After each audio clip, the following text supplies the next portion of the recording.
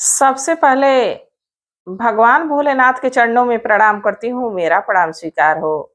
आदि शक्ति माँ भवानी गौरा के चरणों में प्रणाम करती हूँ, मेरा प्रणाम स्वीकार हो। सभी देवी देवताओं के चरणों में प्रणाम करती हूँ, मेरा प्रणाम स्वीकार हो। आप सभी गुरु भाई गुरु बहनों के चरणों में प्रणाम करती हूँ, मेरा प्रणाम स्वीकार हो। गुरु भाई गुरु बहनों, उम्मीद है कि आप लोग महादेव की कृपा से बहुत ही अच्छे होंगे। अगर जो आप लोगों को कथा अच्छी लगती है, वीडियो अच्छी लगती है, तो लाइक करिएगा, शेयर करिएगा। देखिए गुरु भाई गुरु बहनों, जैसे मैं कथा कह के सुनाती हूँ, आप लोग शेयर करते हैं तभी कथा और शिव भक्तों तक पहुंचती है। आप लोगों का साथ है, आप लोगों का सपोर्ट है, तभी तो महादेव की कथा और भक्तों तक पहुंचती है। तो कथा को ज्यादा से ज्यादा शेयर किया करिए। अगर जो आप लोग चैनल पे नए हैं तो सब्सक्राइब कर लीजिए, ताकि जो भी वीडियो पड़े, जो भी कथा पड़े, वो आप लोगों तक आसानी से पहुंच जाए। कमेंट में महादेव का नाम जरूर लिखिए। महादेव का नाम लिखने से, बोलने से सारे कष्ट दूर हो जाते हैं, सारी परेशानी दूर हो जाती है। तो महादेव का नाम जरूर लिखिए। गुरु भाई गुरु बहनों, कथा जब महादेव की ही हो रही है, भगवान शिव गुरु की ही हो रही है, माँ पार्वती की ही हो रही है, भगवान लोगों की कथा को पूरा सुनना चाहिए।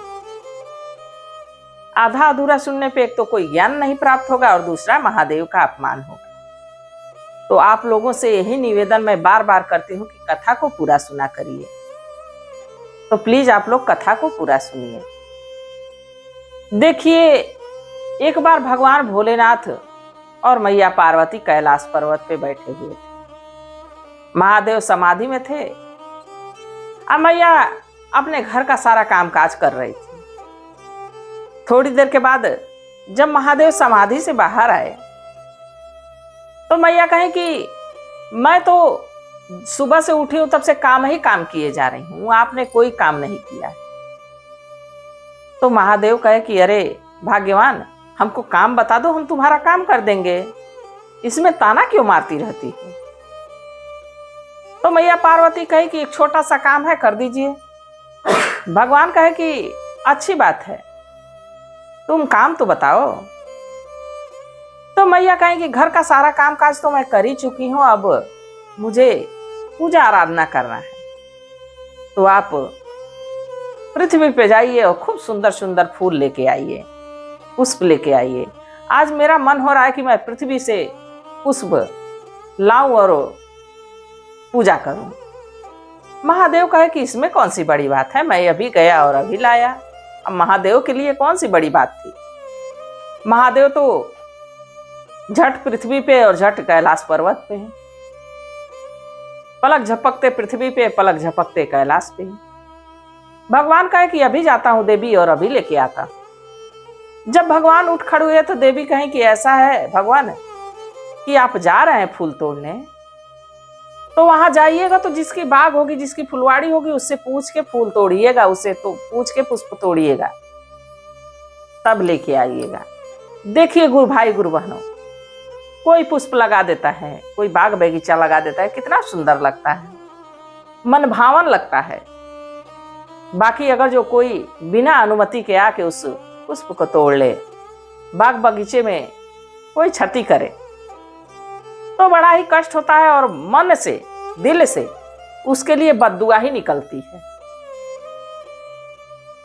तो मैया पार्वती कही कि देखिए भगवान जा तो रहे हैं, बाकी जिसके भी बाग से फूल तोड़िएगा, बगीचे से फूल तोड़िएगा, बिना अनुमति के, बिना पूछे तोड़िएगा नहीं। भगवान कहे कि ठीक है। भगवान पृथ्वी पे गए, घूमते घूमते घूमते घूमते एक राजा के बगीचे में जा पहुंचे, जहां तरह तरह के पुष्प लगे हुए थे, तरह तरह के पुष्प वहां खिले हुए थे। एक से एक फूल, कहीं देखो तो कनेल का फूल, कहीं देखो तो गुड़हल का फूल, कहीं देखो तो चमेली, चंपा, मतलब तरह तरह के वहां फूल खिले हुए थे। भगवान देख के मंत्रमुग्ध हो गए कि यहाँ तो पुष्प मिल जाएगा। अब जब वहां गए तो देर तक खड़े रहे, कोई वहां दिख ही नहीं रहा था, क्योंकि वहां से सारे माली राजा बागीचे में टहलने आते थे, वो भी सब लोग अब लौट चुके थे। बगीचे में कोई एक पक्षी तक नहीं दिख रहा था। अब महादेव खड़े रहे कि कोई आए तो पूछ लूं, कोई आए तो पूछ लूं। घंटा 2 घंटा बीत गया, कोई आया नहीं। भगवान सोचे कि देवी कोई देख रही है कि मैं पूछ के ले जा रहा हूं कि नहीं पूछ के ले जा रहा हूं। अब तरह तरह के फूल तोड़े, एक झोला में भरे और लेके कैलाश पर्वत पहुंच गए। जब कैलाश पर्वत पहुंचे तो देवी जब झोले से फूल को निकाली तो निकालते ही कहीं कि भगवान आप पूछ के नहीं फूल लाए हैं, पुष्प पूछ के नहीं लाए हैं, क्योंकि उसकी कतार ही ज्यादा थी। जो पुष्प था कुछ ज्यादा ही था। अनुमति लेके अगर जो कोई कार्य करेंगे तो आपके मन में डर बनी रहेगी कि इतना ही करें कि उसको बुरा ना लगे, इतना ही पुष्प तोड़ें कि मेरा काम भी चल जाए और बाग बगीचा का नुकसान भी ना हो। अब महादेव खूब ढेर सारा फूल तोड़ लाए थे। देवी कही कि महादेव आप पूछे नहीं हैं। महादेव कहे कि देवी मैं घंटा 2 घंटा वहां खड़ा था, कोई वहां आ ही नहीं रहा था, कोई वहां था ही नहीं, तो मैं किससे पूछता, इसलिए मैं पुष्प तोड़ा हूं और लेके चला आया हूं। देवी कहे कि तब तो इसकी सजा आपको भोगनी पड़ेगी, इसकी सजा आपको भोगनी पड़ेगी। भगवान कहे कि सजा भोगनी पड़ेगी। मैया कहे कि हाँ, बिना अनुमति के राजा के आप बाग बगीचे से फूल तोड़े हैं, उसका नुकसान किए हैं, तो आपको इसकी सजा भोगनी पड़ेगी। महादेव कहे कि ठीक है, आपकी सजा मैं भोगने के लिए तैयार हूं। मैया पार्वती कही कि हमारी सजा नहीं है, जिस बाग से आप फूल तोड़े हैं, जिस राजा की बाग से आप फूल तोड़े हैं, उसकी सजा आपको भोगनी। महादेव कहे कि ठीक है। देवी कही कि जाइए उसी मृत्युलोक में आप 12 वर्ष रहिए, क्योंकि आप जिस हिसाब से फूल तोड़े हैं उसकी सजा 12 वर्ष की होगी। महादेव कहे कि ठीक है देवी, जब आप कैलाश पर्वत पे अकेली रह सकती हैं तो मैं 12 वर्ष पृथ्वी पे भी रह सकता हूं। अब महादेव एक नन्हे से बालक का रूप बनाए, नन्हे से क्या, कुछ 3-4 साल का बालक का रूप बनाए। बिल्कुल गंदा संदा कपड़ा, धूल मिट्टी से सना हुआ, कहीं नाक बह रही है, कहीं आंख बह रही है, कहीं कीचड़ लगा हुआ है, मतलब बिल्कुल फटा पुराना कपड़ा पहन के एकदम धूल मिट्टी वाला। अब भगवान पहुंचे राजा के राजमहल के पास। उस समय राजा शिकार खेल के आ रहे थे। राजा की नजर उस लड़के पे पड़ी। अब जो राजा को देखे, भगवान भोलेनाथ बालक रूप में थे ही, राजा के पैर पकड़ के झूल गए कि राजा राजा हमको बड़ी भूख लगी, हमको कुछ भोजन करा देते और अपने महल में रख लेते, मैं कोई काम धाम कर देता तो बड़ा अच्छा होता है। राजा को मोह आ गई, क्योंकि राजा के कोई बच्चे नहीं थे, कोई संतान नहीं थी। राजा मोहित हो गए उस बच्चे पे।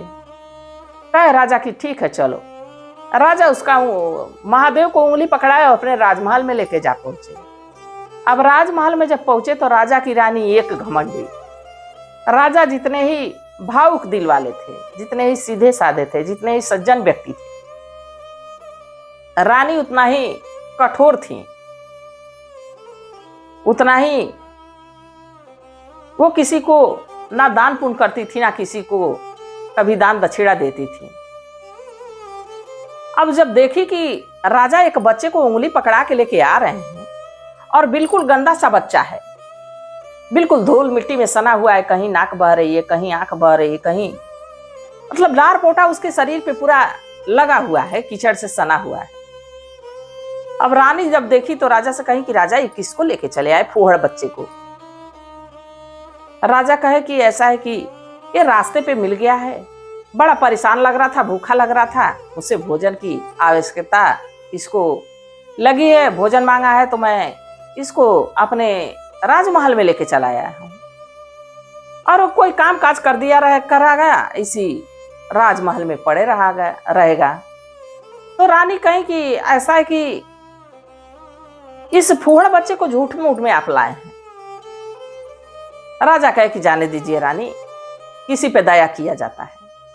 देखिए गुरु भाई गुरु बहनों, हम किसी पे दया करेंगे तो एक ना एक दिन प्रभु हमारे पे दया जरूर करेंगे। हम किसी को आज भोजन कराएंगे तो जरूर भगवान हमारे किसी ऐसे समय में, जिस समय में हमारे पे विपत्ति आएगी, हमारे भोजन की भगवान ही प्रबंध करेंगे। तो राजा अब रानी से अनुमति ले लिए, उस बच्चे को राजमहल में रहने दिए। राजा जो कोई काम रहते तो वो महादेव जो बालक था वो करता। धीरे धीरे समय बीतता रहा। एक दिन राजा को कहीं जाना हो गया और उसी समय देखिए साल में 12 पूर्णिमा पड़ती है, पूर्णमासी पड़ती, तो लोग गंगा स्नान अक्सर जाया करते हैं। तो राजा जाने लगे। अब उनको किसी कार्य से बाहर जाना था, राजमहल से बाहर जाने लगे तो उस बच्चे से कहे कि ऐसा है कि मैं तो जा रहा हूं, रानी पूर्णमासी के दिन जाती है स्नान करने, तुम उनके साथ चले जाना, उनको स्नान करा देना, गंगा स्नान। तो बच्चा कहा कि ठीक है, मैं लेके चला जाऊंगा।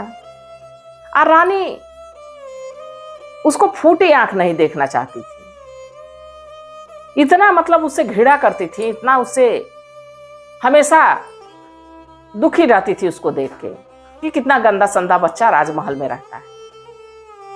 राजा तो चले गए। अब जब पूर्णिमासी का दिन आया तो रानी कहे कि ए पगला, चल मैं गंगा स्नान करने जा रही हूं। तो लड़का साथ साथ हो लिया, कहा ठीक है रानी साहिबा चलिए। अब रानी साहिबा कहे कि चल तू आगे आगे चल, मैं पीछे से चल रही हूं, क्योंकि तेरे हाथ पकड़ के चलने लायक तो तू है ही नहीं, इतना तू फुहड़ से रहता है, इतना गंदा तू रहता है। अब उसको पगला पगला कह के पुकारती थी हमेशा, कहीं पगला चल आगे। अब भगवान बच्चे के रूप में आगे आगे और रानी पीछे पीछे। कुछ दूर गए तो क्या किया कि बच्चा खेलते खेलते अब रानी के पीछे हो गया और देखा कि एक बड़ा सा गड्ढा है, उसमें खूब कीचड़ भरा है। रानी को धक्का दे दिया, रानी उसी कीचड़ में गिर गई। अरे पगला, मुझको कहां धक्का दे दिया, कहां मुझे गिरा दिया कीचड़ में।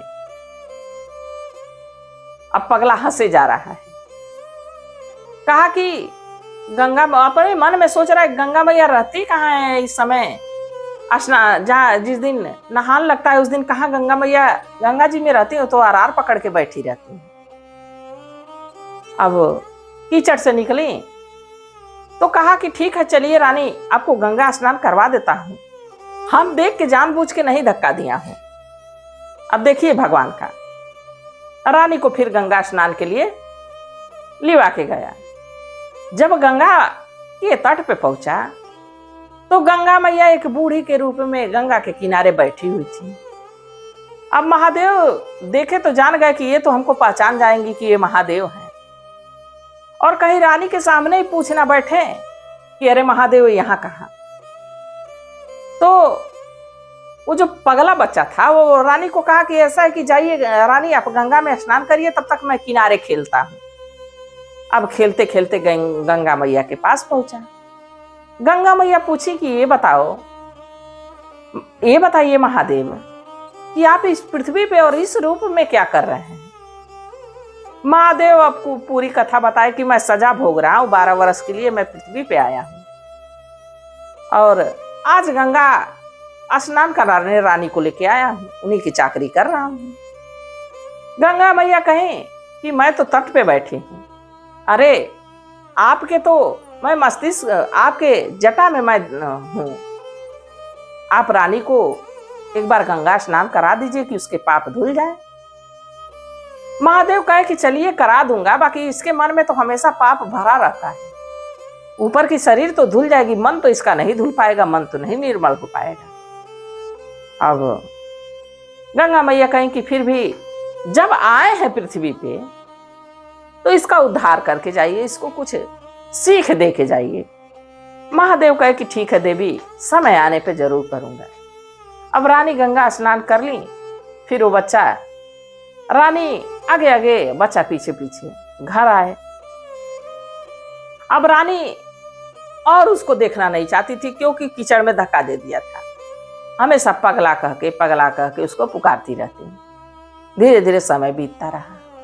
अब कुछ दिन के बाद राजा जब अपने राजमहल लौटे थके माने, तो रानी से कहे कि रानी, ऐसा है कि पानी भर देती, मैं स्नान करना चाहता हूं, इसके बाद मैं जलपान करूंगा या कोई कार्य करूंगा। तो रानी कहे कि मैं क्यों पानी भरूं, लो पगला से कह देती हूं कि पानी भरो, बहुत उछल कूद मचा रहा है। तो उसको बुलाए, है पगला, सुन सुन इधर आ। अब भगवान भोलेनाथ जो बालक रूप में थे पहुंचे। कहे कि हाँ रानी जी बताइए। रानी कहीं कि ऐसा है कि राजा साहब स्नान करेंगे, झटपट बाल्टी में पानी भरो और कई बाल्टी भर के आंगन में रखो। अब महादेव सोचने लगे कि जब कह ही रही है तो लाओ गंगा बहा ही देता हूं। और दोनों पति पत्नी उस गंगा में स्नान करके अपने पाप को धुली ले।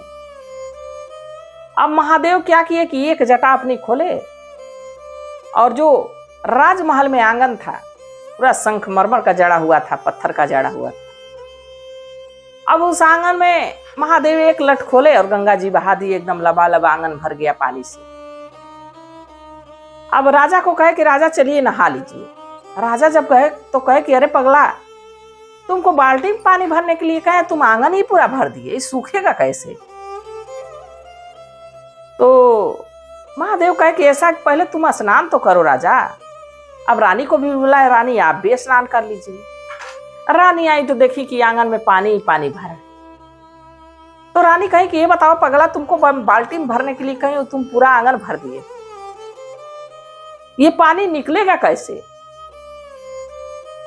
तो महादेव जो बालक रूप में थे कहे कि पहले स्नान तो करिए। अब राजा रानी दोनों लोग स्नान करने लगे।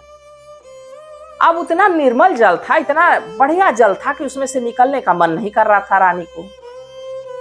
बाकी कुछ देर में जब स्नान करके लोग निकले तो कहीं कि पगला, पानी तो भरा है, तो देखो हमारे आस पड़ोस के जो राजा हैं, जो हमारे पड़ोसी हैं, ये पानी जाएगा तो पूरे राजमहल के बाहर कीचड़ फैल जाएगा और सारे लोग शिकायत लेके आएंगे। तो जिस तरह तुम आंगन में पानी भरे, बाल्टी बाल्टी इस पानी को निकालो और दूर जाके एक पोखरा है, उसी पोखरे में ले जाके गिराओ, उसी बावड़ी में ले जाके गिराओ। अब वो तो महादेव थे, महादेव गंगा बहाए थे।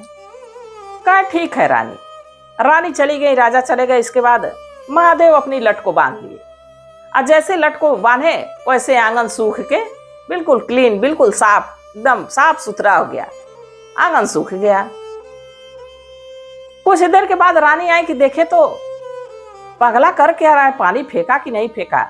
और इतनी जल्दी तो पानी, जो 2-3 दिन लगेगा उसको पानी फेंकने में, इतनी जल्दी तो पानी फेंक नहीं पाएगा। रानी आई तो देखी कि आंगन बिल्कुल सूख के एकदम चमचम चमचम चमक रहा है। रानी कही कि अरे पगला, पानी क्या किया, मैं तेरे को भर के बाल्टी में फेंकने के लिए बोली थी, लग रहा है इधर ही कहीं बहा दिया। अब वो बालक कहा कि ऐसा है रानी कि आपके राजमहल में बड़े चूहों की बिल है, सारा पानी उसी बिल के रास्ते पता नहीं कहां चला गया, मैं जान नहीं पाया। रानी कही कि बिल्कुल तुम मूर्ख हो, बिल्कुल पागल हो। अब रानी उसको डांट बोल के चली गई। अब राजा और रानी उसी राजमहल में आंगन में बैठ के अब जलपान करने लगे। तब तक मैया पार्वती वहां प्रकट हुई एक बच्ची के रूप में, और उस पगले लड़के के पास गई, कहीं महादेव कब तक आप रहेंगे। तो महादेव कहे कि देवी आप भेजी हैं तो आप ही जानेंगी कब हमारा समय पूरा होगा। तो देवी कहे कि आपका समय पूरा हो गया, ये क्या रूप बनाए हैं, चलिए चला जाए कैलाश पर्वत, सूना लग रहा है। मैया को भी अब सूना लग रहा था भगवान के बिना। मैया भगवान के बिना एक क्षण नहीं रह सकती हैं, बाकी अपने भक्तों के लिए हमेशा भगवान का त्याग देती रहती है, हमेशा भगवान उनसे दूर ही रहते हैं। मैया कहे कि चलिए चला जाए। महादेव कहे कि इस रूप में जाया जाएगा? चलिए, राजा और रानी भोजन कर रहे हैं उनके सामने से, हम लोग अपने रूप में शिवलोक को चलते हैं।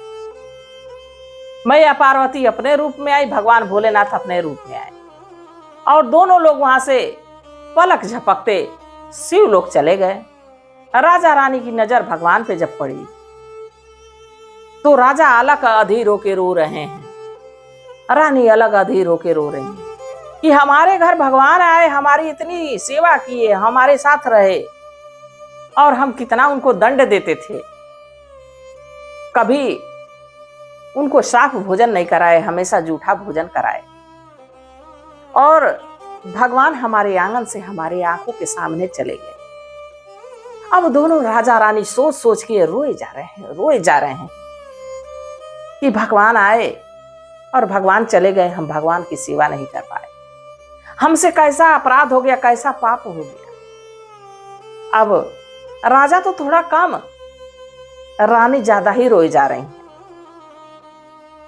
रानी सोच सोच के रो रही हैं कि मैं भगवान को हमेशा पगला कह के पुकारती थी, कितना फूहड़ उनको समझती थी, और दूसरा मैं कभी उनको शुद्ध भोजन नहीं कराई, हमेशा जूठन ही खिलाई, हमसे कितना बड़ा पाप हो गया, कितना बड़ा अपराध हो गया। अब यही बात सोच सोच के लगे लोग रोने। रोते रोते 8-10 दिन बीत गया, ना कोई जल खा रहा है पी रहा है, ना कोई भोजन कर रहा है, बिल्कुल निर्जल, बिना पानी के बिना अन्न के 10 दिन बीत गया। अब ऐसा लग रहा था कि राजा रानी दोनों का प्राण पखेरु निकल जाएंगे। मैया कही कि हे महादेव, जहां आप गए थे कौन सी मुंह लगा के, कौन सी स्नेह लगा के चले आए हैं कि राजा रानी लग रहा है कि अब इस दुनिया में नहीं रहेंगे, आप जाइए और उनकी मदद करिए। महादेव कभी अपने भक्तों को निराश नहीं करते। अब उनको मन से गलानी हो रही थी, अपने हृदय से गलानी हो रही थी कि हम भगवान के साथ ऐसा किए, पश्चाताप की आग में जल रहे थे। भगवान वहां प्रकट हुए, रानी पैर पकड़ के झूल गई, हे महादेव, आप आए हमारे आंगन में, हमारे साथ इतने दिनों तक रहे और हमेशा मैं आपको पगला कह के पुकारती थी, महादेव मुझे क्षमा कर दीजिए। राजा अलग रोए जा रहे हैं, महाराज आप आए और हम जान नहीं पाए, कभी आपकी सेवा नहीं कर पाए, उल्टे आपने हमारी सेवा की। महादेव बताए कि हम आपके बागीचे से फूल तोड़ के लेके गए थे बिना अनुमति के, मैं उसी की सजा भोगने आपके राजमहल में 12 वर्ष के लिए आया था।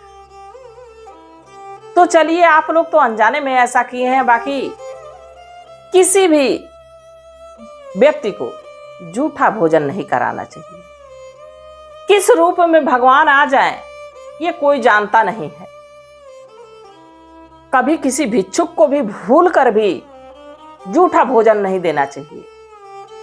कभी अपने से बड़े व्यक्ति, सास ससुर, जेठ जेठानी, सगे संबंधियों को कभी जूठा भोजन नहीं परोसना चाहिए, क्योंकि बहुत बड़ा अपराध है। किस समय भगवान किस में बस जाएं, कब किसका रूप लेके हमारे सामने आ जाए और हम भगवान को जूठा भोजन करा देंगे। तो इसलिए गुरु भाई गुरु बहनों, देखिए, दान धर्म भी करना चाहिए और कभी उसको करके, और ये नहीं किसी से कहना चाहिए कि हमने इतना किया। और दूसरा, कभी किसी को अपना जूठा भोजन या किसी का भी जूठा भोजन रखा हो, किसी का भी जूठा कोई फल फूल रखा हो, तो उसको किसी को देना नहीं चाहिए, किसी को परोसना नहीं चाहिए। ये बहुत बड़ा पाप है। तो राजा रानी का तो महादेव उद्धार कर दिए, पर इस कथा से यही सीख मिलती है कि कभी किसी के प्रति गलत भावना नहीं लानी चाहिए, कभी किसी के प्रति बुरा व्यवहार नहीं करना चाहिए, कभी किसी को जूठा भोजन नहीं कराना चाहिए। तो गुरु भाई गुरु बहनों, आप लोगों को कथा कैसी लगी जरूर बताइएगा। मैं भी महादेव से प्रार्थना करती हूँ कि हे भोलेनाथ, हे शिव गुरु, जो इस कथा को देख रहा है, सुन रहा है, उस पे अपनी कृपा दृष्टि बनाए रखिएगा, सदा उसको सुखी रखिएगा, स्वस्थ रखिएगा, मस्त रखिएगा। इसी कामना के साथ हर हर